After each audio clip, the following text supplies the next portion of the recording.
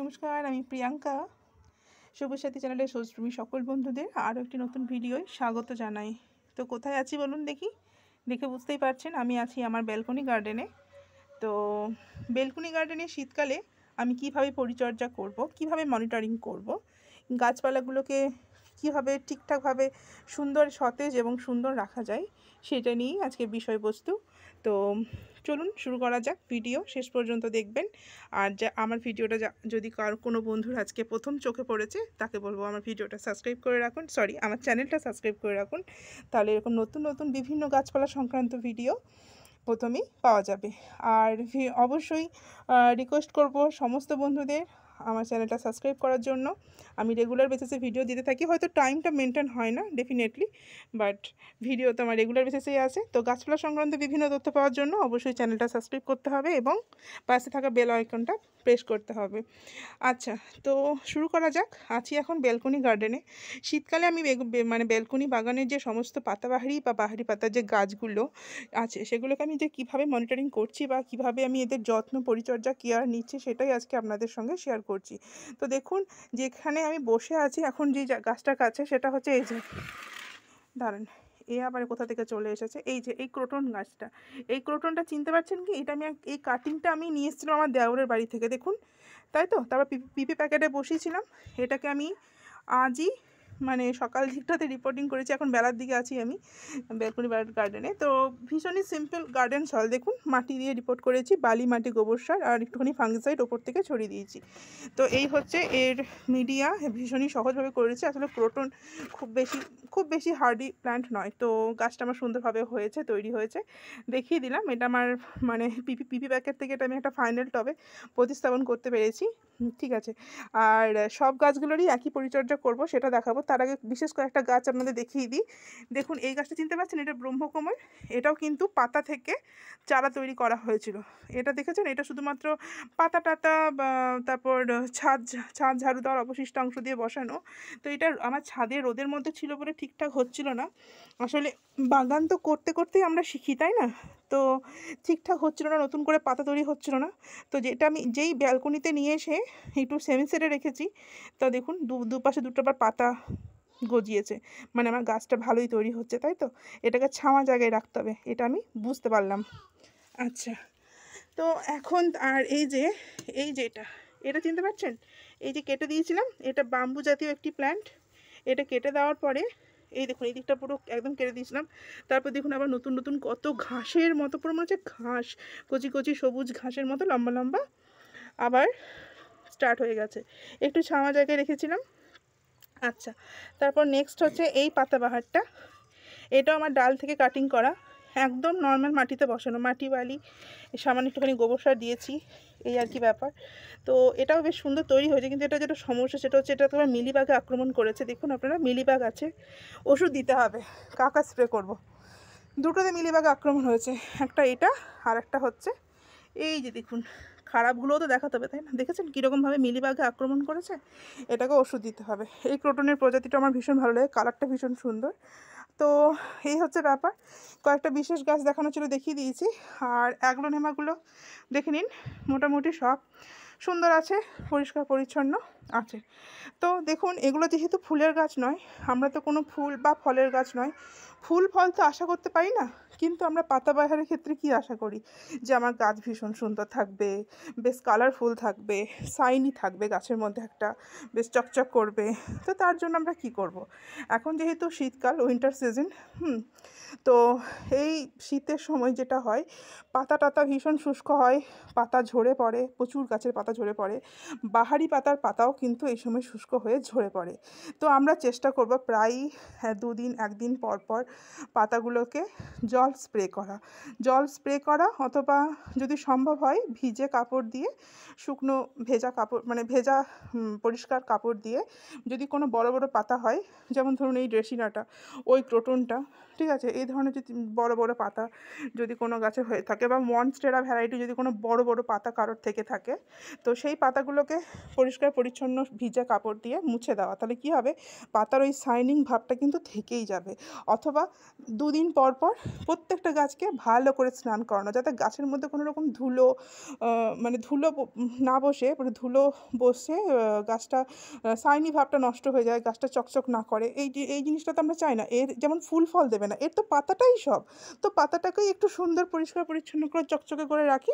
যেমন ধরুন বর্ষাকাল, হ্যাঁ, বর্ষাকালে কি আমাদেরকে এইসব করার প্রয়োজন পড়ে না পাতাবাহারের ক্ষেত্রে, কারণ এত বৃষ্টি ঝাড় দেয় বা ওই সময় পাতা মানে এত পুরো সিজন, বর্ষাকালে পাতাবাহারের পুরো সিজন।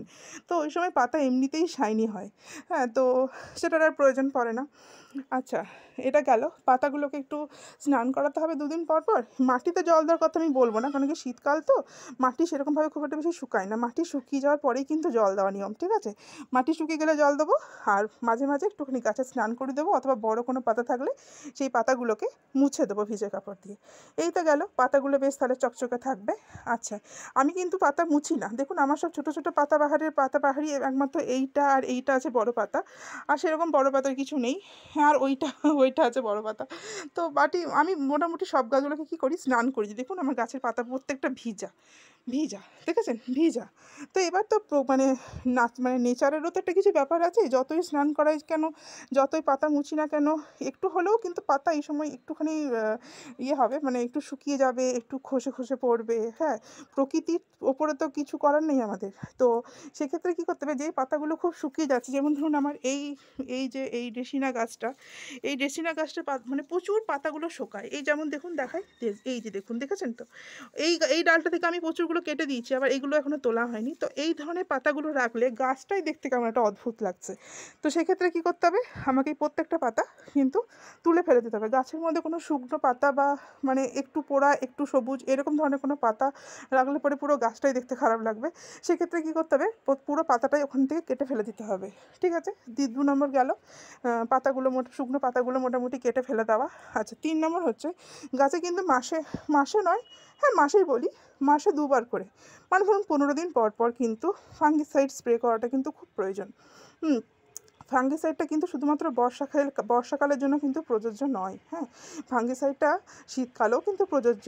শীতকালে যেই পাতাগুলো এরকমভাবে শুকিয়ে যাচ্ছে, ঝরে ঝরে পড়ে যাচ্ছে, তো কী বলবো, গাছে যদিও মানে আমি বলছি না কোনো ফাঙ্গাসে অ্যাটাক করবে, কিন্তু যেমন ধরুন এখন শীতকাল, তাহলে আমার তো ধরুন গাছে মিলিবাগ ধরেছে, সেটা তো আপনাদের দেখালাম। এই যেমন ধরুন ওইটাতে ধরেছে, এটাতেও ধরেছে, তাহলে আমাকে এই দুটো গাছে কী করতে হবে, একতারে স্প্রে করতে হবে বা কাকা স্প্রে করতে হবে, হ্যাঁ। সেরকমভাবেই গাছকে সুস্থ রাখার জন্য, ভালো রাখার জন্য একদম অল্প পাতলা করে, হালকা করে, কিন্তু সামান্য করে ফাঙ্গিসাইড 15 দিন পর পর, প্রতি সপ্তাহেও আমি বলছি না, 2 সপ্তাহ 15 দিন পর পর আপনারা স্প্রে করবেন। যেটা আমি করে থাকি, সাব আর ব্যাবিস্টিন, এই দুটোর মধ্যে আমি অল্টারনেট করে থাকি, ঠিক আছে। বাকি যে যেটা ইচ্ছে করতে পারে। আচ্ছা, 3 নম্বর গেল। হ্যাঁ, 4 নম্বর যেটা হচ্ছে, 4 নম্বর সেটা হচ্ছে, গাছে এখন কি খাবার দেবো। এখন তো শীতকাল চলছে, বর্ষাকালে দেখুন গাছে সেরকম খাবার দেওয়ার প্রয়োজন হয় না। এবার আমরা কি করি, যদিও তাও আমরা খুব যারা মানে এই যে বাহারি পাতার গাছ ভালোবাসি, পাতাগুলোকে আরও সুন্দর, আরও চকচকে, আরও শাইনি করার জন্য আমরা এনপিকে স্প্রে করি। আমি যেমন ধরুন এনপিকে 19-19-19টা স্প্রে করি, অনেকে 15-15, 20-20, 18-18, হ্যাঁ, এগুলো কিন্তু স্প্রে করা যায়, অনেকেই করে থাকে। তবে আমি 19-19টা স্প্রে করি, ঠিক আছে। আর যেটা করি, যখন আমার কোনো গাছ প্রচুর পরিমাণে রুট বাউন্ড হয়ে যায়, যখন আমি ওটাকে তুলে রিপোর্ট করি, তখনই কিন্তু আমি গাছে পর্যাপ্ত পরিমাণে মিক্স খাবার, আর মিক্স খাবারের সঙ্গে গোবর সারটা দিয়েই গাছটা বসাই, ঠিক আছে। ওর মধ্যেই কিন্তু গাছটা বাড়ে। সেটা আমি আবার 1 বছর পরে আমি মোটামুটি পাতাবাহারি গাছগুলো রিপোর্ট করি। প্রতি বছর করার প্রয়োজন হয় না। তো সেক্ষেত্রে কী করি, যখন মোটামুটি মার্চ এপ্রিল সময়, যেই সময়টা আবার পাতাগুলো বেশ সুন্দর হয়ে উঠতে শুরু করে, সেই সময়টাতে আমি এই পাতাবাহারি গাছগুলোতে পর্যাপ্ত পরিমাণে আবার মিক্স খাবার এবং গোবর সার দুটোকেই একসঙ্গে মিশিয়ে দিয়ে দিই, ঠিক আছে। তারপরে কিন্তু আমি মাসে আর কোনো মিক্স খাবার এইসব কিন্তু আমি দিই না। আমি কিন্তু পাতাবাহারের ক্ষেত্রে, এখানে সমস্ত পাতাবাহারের ক্ষেত্রে কথা বলছি, ঠিক আছে। এখানে অ্যাগ্লোনিমা মানে আলাদা আলাদা করে কিছু বলছি না। অ্যাগ্লোনেমার জন্য একরকম, ক্রোটনের জন্য একরকম, হ্যাঁ, ড্রেসিনার জন্য একরকম, ঠিক আছে, ডেফেনভিকার জন্য একরকম, স্নেক প্ল্যান্টের জন্য একরকম, এরকম কিন্তু আমি বলছি না। আমার কাছে সবাই সমান, আমি সবাইকে একরকমভাবে যত্ন, কেয়ার, পরিচর্যা করি। তো সবার ক্ষেত্রেই সেটা আমি বলছি। তো অ্যারেলিয়া সব ক্ষেত্রেই, এই যে অ্যারেলিয়া গাছটাকে স্নান করে দিয়েছি, ভালো করে জল দিয়েছি, মাটি একদম শুকিয়েছে, তারপর জল দিই বলে পাতাগুলো এরকম নেতিয়ে গেছে। আবার যদি কালকে আপনাদের দেখাই, দেখবেন কি সুন্দর বেশ ঝাড়ালো হয়ে আছে। তো অ্যারেলিয়াটা যখন উঠলো তখন অ্যারেলিয়ার বিষয়টা কথা বলি। আমি জানেন অ্যারেলিয়ার আর একটা কাটিং সংগ্রহ করেছি, মানে এই জাতীয় অ্যারেলিয়াটা, মানে এই সাদাতে সবুজে, এটারই পাতাটা একটু বড় সাইজ। অনেকের বাড়িতেই হয়তো আছে, আমার কাছে নেই। তো আমি কাটিং করেছি, তো মনে হচ্ছে যেন কাটিংটা আমি সাকসেসফুল হয়েছি, ঠিক আছে। ছাদে যখন কোনো ভিডিও করব তখন আমি কাটিংটা আপনাদের সঙ্গে ডেফিনেটলি শেয়ার করব। তো মাঝে মাঝে এই কথাগুলো বলতে খুব ভালো লাগে। আসলে কাটিং যদি সাকসেসফুল হয়ে যায় না, ভীষণ ভালো লাগে। তো যাই হোক, অন্য অন্য বিষয়ে চলে গেলাম। তো খাবারের ব্যাপারে ওটাই বললাম। মানে ওই মার্চ এপ্রিলের সময়টা করে পর্যাপ্ত পরিমাণে গোবর সার আর যেটা মিক্স খাবার সেইটা আমি দিয়ে দিই। তারপর কিন্তু সারা বছর মাটিতে সেরকম পরিমাণের খাবার দিই না। তবে হ্যাঁ, দেওয়া যেতে পারে, ঠিক আছে, যেটা হচ্ছে মানে দানা জাতীয় যে কোনো মাইক্রোনিউট্রিয়েন্ট, অথবা অথবা সিউইড, ঠিক আছে, অথবা সিউইড, এই দুটো মাটিতে কিন্তু মাসে একবার করে দেওয়া যেতে পারে। তো আমি মাইক্রোনিউট্রিয়েন্ট এখন আর দেবো না। আমি যেটা দেবো, মানে প্রতি মাসে এই পুরো শীতকালটা কিন্তু, ঠিক আছে, এই পুরো শীত ভোর, মানে একদম ডিসেম্বর, জানুয়ারি, ফেব্রুয়ারি, হ্যাঁ, পুরো একদম পরপর 3 মাস শীতকালে মাসে একদিন করে কিন্তু আমি সিউইড প্রত্যেকটা গাছের গোড়ায় দেবো। আমার যে গাছগুলো গোড়া মাটি করার মতো অবস্থা নেই, আমি ওপর থেকে জাস্ট একটুখানি এরকমভাবে ছড়িয়ে দেবো, কিন্তু তাও আমি সিউইটের দানাটা দেবো এই বাহারি পাতার গাছগুলোতে। আর সিউইটের দানাটা দেবো। আর কোনো লিকুইড জাতীয় কোনো খাবার আমি দেবো না। আর যেটা দেবো মাসে একবার করি, ঠিক আছে, 15 দিন পর পর নয়, মাসে একবার করে। আমার গাছের শিকড়গুলো যাতে কোনো ক্ষতি না হয়, শিকড়ে যাতে কোনো ড্যামেজ না হয়, সেই জন্য আমি যেটা করব সেটা হচ্ছে হিউমিক অ্যাসিড। খুবই চেনা একটি, মানে কি বলবো, শিকড় মানে রুট সুস্থ রাখার একটি ওষুধ বলা যেতে পারে, বা কি বলবো, ওষুধ বলা যেতে পারে, মানে রুটকে সুস্থ রাখার ওষুধ বলা যেতে পারে, বা ভিটামিন বলা যেতে পারে। যার মানে হিউমিক অ্যাসিড এমন একটা জিনিস আপনার গাছের শিকড়কে একদম তরতাজা রাখে, মানে কোনোভাবেই কোনো ড্যামেজ হতে যায় না, ঠিক আছে। তো হিউমিক অ্যাসিডটা একদম সামান্য পরিমাণ আমি জলে গুলে কিন্তু এই প্রত্যেকটা পাতাবাহারি গাছে আমি দেবো। এমনকি আমার নিচে যে পাতাবাহারগুলো আছে, যেগুলো আমার ঘরের ভেতরে থাকে, আপনারা তো দেখেছেন আমার ঘরের ভেতরে কী কী গাছ থাকে, অক্সালিস থাকে, হ্যাঁ, তারপর মিনিয়েচার একটা কামিনী সেটা থাকে, হ্যাঁ, এমনকি আমার দাঁড়ান আপনাদের দেখিয়ে দিই, ওই যে দেখুন আমার নিচের সিঁড়িতে যে পাতাবাহারি গাছগুলো আছে না, দেখুন বড় একটা ড্রেসিনা আছে, ক্রোটন আছে, নিচে যে সমস্ত পাতাবাহারি গাছ আছে, ওই যে দেখুন গেটের বাইরে যে বড় অ্যারেলিয়াটা আছে, সরি, এরিকা পাম, বড় যে এরিকা পামটা আছে ওটাতেও, ঠিক আছে, সমস্ত গাছে কিন্তু সমস্ত রকম পাতাবাহার গাছে আমার উঠানে যা আছে, সিঁড়িতে যা আছে, ঘরের ভেতর যা আছে, সবগুলোকে আমি এক জায়গায় বের করে কিন্তু আমি হিউমিক অ্যাসিড গোলা জল, হ্যাঁ, খুব সামান্য পরিমাণে, কিন্তু বেশি নয়, হ্যাঁ, সামান্য, কোনো কিছুরই ডোজ বেশি হয়ে যাওয়া, ওভারডোজ হয়ে যাওয়াটা কিন্তু গাছের জন্য ক্ষতিকর, এটা কিন্তু মনে রাখতে হবে।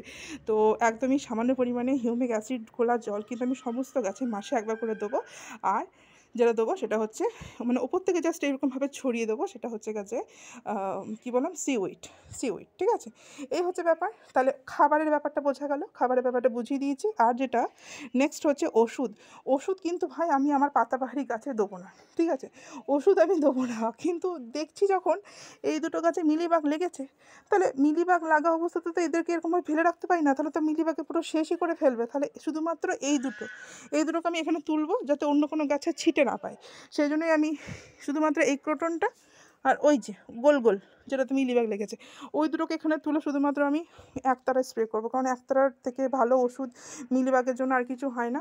তো এই হচ্ছে ব্যাপার। আমি কিন্তু আর কোনো গাছে কোনো ওষুধ ব্যবহার করব না। আমি কিন্তু শুধু ফাঙ্গিসাইড ব্যবহার করব, মানে স্প্রে হিসাবে, ঠিক আছে, লিকুইড ফর্মে শুধুমাত্র হিউমিক অ্যাসিড জলে গুলে মাসে একবার স্প্রে করব পুরো শীতকাল, নভেম্বর, ডিসেম্বর, জানুয়ারি, ফেব্রুয়ারি পর্যন্ত, 4 মাস, যাই হোক 3-4 মাস।